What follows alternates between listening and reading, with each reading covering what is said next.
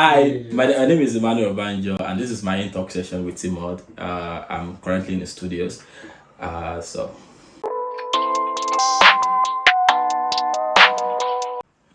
I am currently residing in Poland. Yeah, that's like um, Southern Europe. Which kind of part of Europe is that?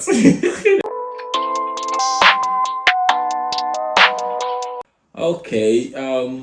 For me, I mean, this is not kind of verified, but I think that Poland is one of those countries with I mean, they say out that they are kind of their genetic makeup intact somehow. You meet a lot of Polish people, and then it looks like everybody is Polish.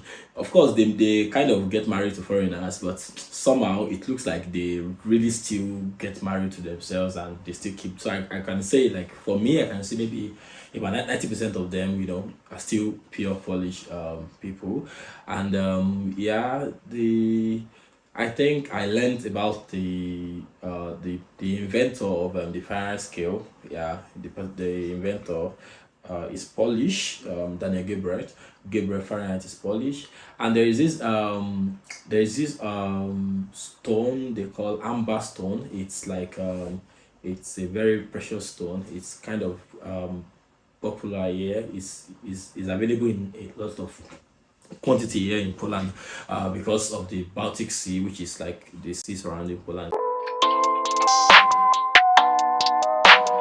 Okay, coming to Poland, I actually came here on a scholarship, a study scholarship, of course, and I am here to study I'm here for my masters, so I got the NAVA scholarship. I mean, it's pronounced Nava, but it's spelled as Nawa. So it's the other name is like Stephen Banner Scholarship. Yeah. So it's a scholarship for developing countries. The country here and some of these countries have some kind of agreement, and so they give scholarship different numbers. Honestly, the numbers are not kind of static, but they give scholarship to everybody around all this country. Maybe just about 20 scholarships at times per country, sometimes 25, sometimes 15. So, but the whole process is quite simple. It's the applications open around March every year, and it's more like is more competitive than most other scholarships, I can say, because the prerequisites are not so hard. They are not so hard prerequisites. The requirements are not exactly so hard like that. Basically, at least for the past 3 years, the scholarship is kind of evaluated based on your academic prowess and recommendations from top government officials, or maybe from your school or something like that.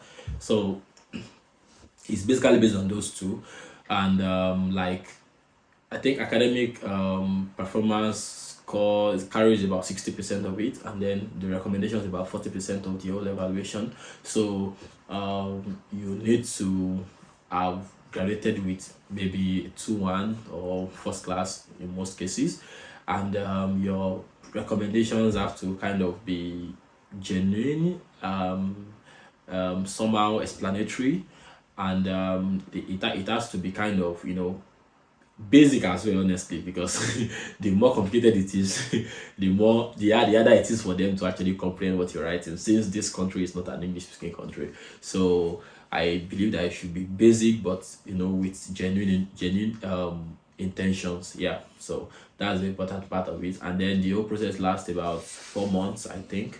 Yeah, maybe between March and July, the results usually are released, and then they give scholarship. I mean, their criteria for giving is now a bit, it's based on them. They know what their cutoff is, and of course they just give sometimes 20. During my set, it was like 20 scholarships from Nigeria. The set after me, which is like the recent set, was they're just about maybe 12 or thereabouts. So it was kind of not stable. And there was a particular set that they had like 40 Nigerians. So it's not something stable. So, and like that. It goes on like that. So the major requirements at the preliminary level is that you need to have like a certificate from a Nigerian university that is not older than 2 years from the time you're applying. So it should be like 2 years. So let's assume that you graduated in the year 2021. The last time you can apply for this scholarship is 2023. You cannot apply after 2023. So if it was 2020 you graduated, you cannot apply later than 2020. And if it is 2022 rather, and if it's like 2022, you cannot apply later than 2024. So it's just like that, and that's all everything about it. So it's just academic progress, recommendations, and a lot of prayers, sacrifices.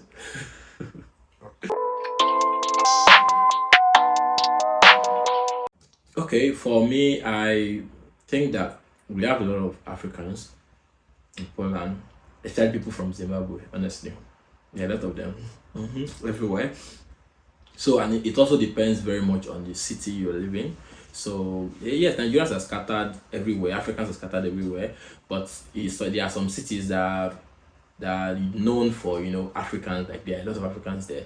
I can talk about a city like Lublin. Lublin has a lot of Africans. Even the capital of Poland, Warsaw, is like, a lot of Africans are there. In Krakow city where I'm living, it's also, yeah, we have a lot of Africans there somehow too. So it's generally they are scattered everywhere, but it's not the same in every city. Language. Language is the biggest, I think the biggest problem in Europe generally, and then most importantly in Poland, because even for some Europeans, they feel Polish language is kind of too hard for everyone. So it's like, you can there are some words that you can pronounce like three consonants at the same time, which is kind of is something that is impossible in English, and then in many other languages. Although somehow their alphabets are formed from the same Latin alphabets that we have, maybe with some outliers or something, but it's like you know, it's somehow difficult to pronounce. Like if you want to call like some, I'm trying to find. Okay, if you want to say like excuse me in Polish language is przepraszam. Przepraszam, if I try to put them together, it's like it's like 11 word 11 alphabets word or something like that, but there are more than 7 consonants in that word alone, so it's hard to actually pronounce something like that. Maybe like 2 A's are there. Maybe only like 2 A's are there, and 2 A's and 1 E or something like that. So the language is something. Then the food, yeah, Polish food is well nice, but in some cases, the food tastes somehow, as a Nigerian now, without pepper, sometimes food is not exactly the right one. So it tastes somehow, yeah, somehow like that. So it's something not so nice. Then sometimes navigation sometimes is also a problem. Not exactly, you try to find your way. The country is well mapped, you can get your way easily and anyway, but getting to know some locations, the names and everything, it can be confusing sometimes. So I think that's another thing I kind of struggle with here in Poland.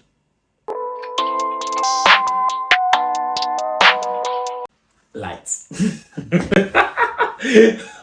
At least for a start, I would say light.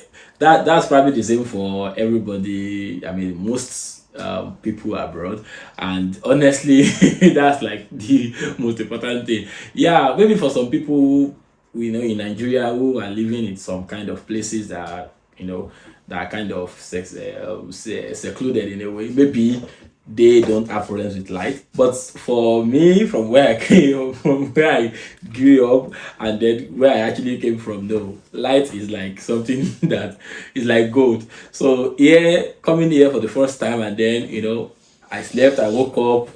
There is light. Wow, okay. And then on and on like that. 5 days, 1 week, 1 month, 2 months, 5 months. This light is not even going at all. That's very funny anyway, but then it's just like that. Light is like one of the most important thing. Then for me also data is like, it's almost like everywhere. It's accessible easily with, like, the cheapest of money you can think of. You get data, and sometimes even these data providers, I mean the network providers, they give free data sometimes, and it's always easy to connect anything. You don't really need to do a lot of paperwork. Sometimes, you can easily do everything you can do online, with enough data and Wi-Fi everywhere. It's like, like that. Then the houses, the houses are kind of set in a way that you really don't need to bring anything. Like, in most cases, you don't need to bring anything to the houses. You have everything there. You have your wardrobe, you have your kitchen set, you have the room set, everything. Just bring your clothes, and you are good. In most of the house, although you pay every month, yeah, so it's different from where I'm coming from. But and I think it's better that way, that you don't really need to start moving things around, when you are trying to move to new places. Then I think I enjoy the city life also. The city life is actually very nice. The fact that you can go out anytime, you can come back anytime you want. There is no, I mean, panic about security, as it were. And the last thing I would say is that I love the transport system. It's like, I mean, very much different from Nigeria, of course, but it's one of the best I've experienced. I've been to some other countries, and it's not like the same everywhere. But then it's one of the best I have experienced outside of Nigeria. It's, easy, so you know when your bus is coming. You know when you are supposed to be somewhere. You can sometimes give, you can give time to someone that, okay, I'll meet you by 5. I should close from work by 4:30, but I'll be home by 5. And sometimes it's always like that. You get home that time, so it's easy to schedule your activities. And the buses is nice, and throughout the night, I mean, 24 hours buses work. Yeah, in the night, the time difference is a bit, more than before when I'm during the day. But then usually, I mean, it works all through the night. So yeah.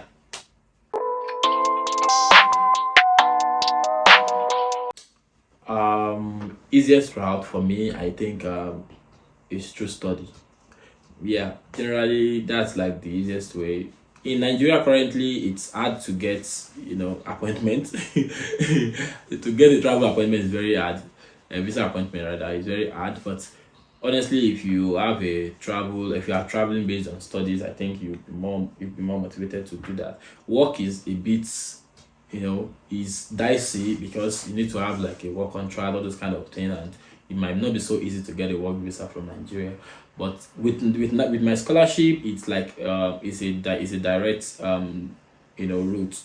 You have some kind of special reservations even at the embassy for your visa if you have this scholarship.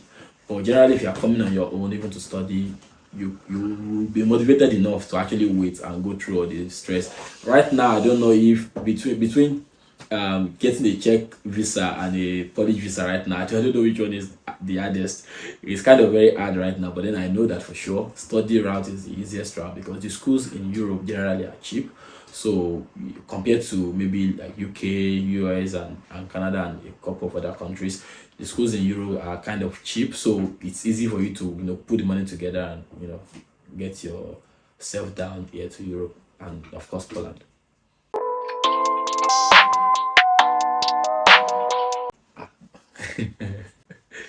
Uh, okay. Well, okay. To just be a special student, I migrated because I wanted to come study. But generally, everybody migrate out of Nigeria for a better life, honestly. So it's nothing more than that.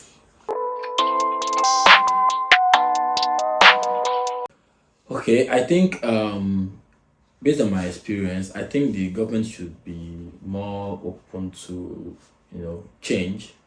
Um, Things are changing everywhere in the world, and if we really don't embrace these changes, it would be a bit hard to actually move forward, get ahead of other countries, and be a better country and better people, as it were. So, well, that's one of the things I think, the government should do. Government should be open to changes, adapting to new inventions or something like that, trying to make sure that, okay, as the world is going in this direction, the country is also moving in such direction, so that at the end of the day, everything that makes life easy for the people, the government will be able to get all those things done. So, and I don't know if this is a possibility, but honestly, if corruption can be excluded from the system of government in Nigeria, I think things will probably be better than what we have currently. So it's all about that. When corruption is excluded, a lot of resources can be channeled the right way to make the country a better place. And for the people, yeah, I think if we are there more to laws and guidelines and rules, I think there will be a lot of changes that we actually expect, everywhere that we are seeing everywhere in the world. We'll see them also in our country. There are a lot of things here, honestly, that I can't compare with Nigeria, in all honesty. But yeah, it's okay at that point. Okay, the banking sector, yeah, it's for me. Banking has never been easier. I mean, before I came to Poland, it's always been one problem or the other, right, with the banks and all. But honestly, in the comfort of my house, my home, I can make a lot of changes, even on my account. I can make transactions. I can do a lot of things. And the other part of it that makes sense is the fact that everywhere you go, you only probably need your card, or some kind of wallet on your phone, and you're good. You don't even need to go with cash anywhere. I mean, I experienced cashless policy, first hand here, the first time I got here, or at least from the time I got here, because everywhere I go, I can't remember the last time I had cash with me. And it's always seamless like that. Everywhere you go, you can scan your card, you can scan this and that, and even to the most how will I put it now, the smallest enterprise, they have a way of paying. And there's one other thing that I love about the banking: the fact that you can use everybody's number to send money to them anywhere. It doesn't matter where they are in Poland, and it doesn't matter what bank they are using. So far, they have their contact saved on this particular third party kind of system. You can send money to them and they receive it instantly, and even up to thousands of the currency. Yeah. And it's kind of the best thing I've seen. The fact that I just have your number and I can make a transaction to you, it's the best. That's one. Transportation, I mentioned it earlier, it's one of the best I've experienced here here, even I mean, generally for everywhere that I've gone to, rather. So it's always like that. The transition is very, very seamless and easy. Everywhere you go, there's always like a bus or a tram going towards that place, and you can easily navigate yourself your way to wherever you're going. And let me see, what other sector? Educational sector. Yeah, the schools. Oh God. Ah, schooling in Nigeria was hell. Honestly, it's like, it's one of the hardest moments of anybody's life. But when you are in Europe or when you are abroad, even the lecturers want you to pass. They want you to get it. They want you to know it. They want really, really want you to be impacted. Rather than just doing things. So they don't mind. Sometimes I even wonder.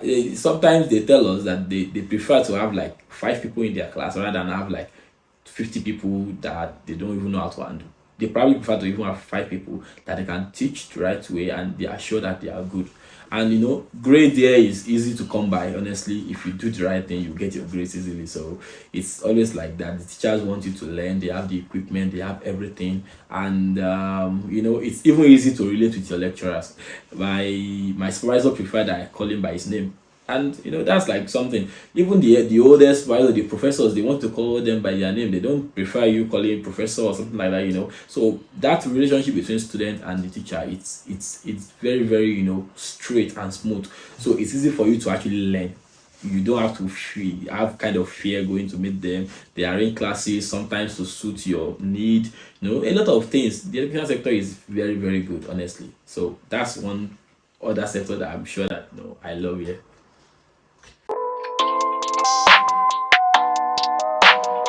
But day in Poland, bad day in Poland.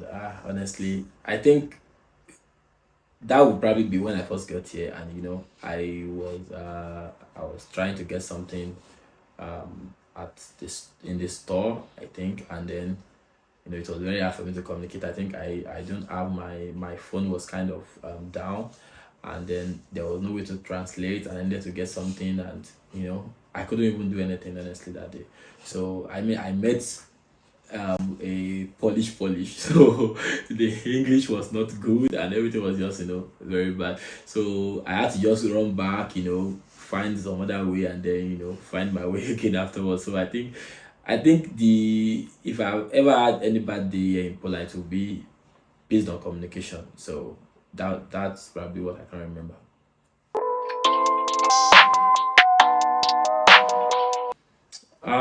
Yes, I actually plan to. I mean, I have personal plans, and of course, the other plans I probably have with with Nigeria is to help as much people as I can to actually come down to leave that country and probably try to gain knowledge somewhere else. Yeah, honestly, because when you kind of leave that place and you gain your knowledge somewhere else, you can easily come back to impact to make right impact in the country. You can come back to make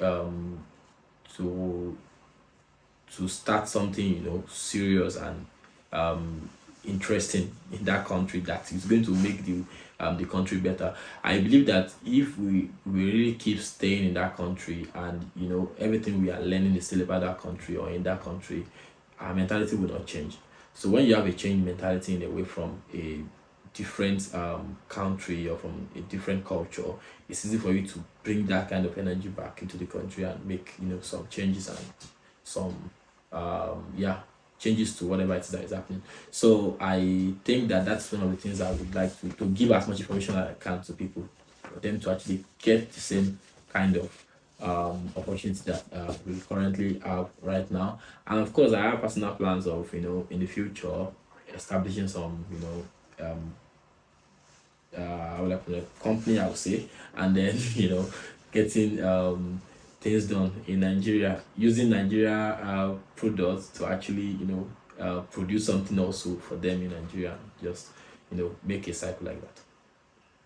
I I hope I was able to give you some information about my experience in Poland. If you have any questions, you can drop them in the comments section, and then you will get your answers. Bye.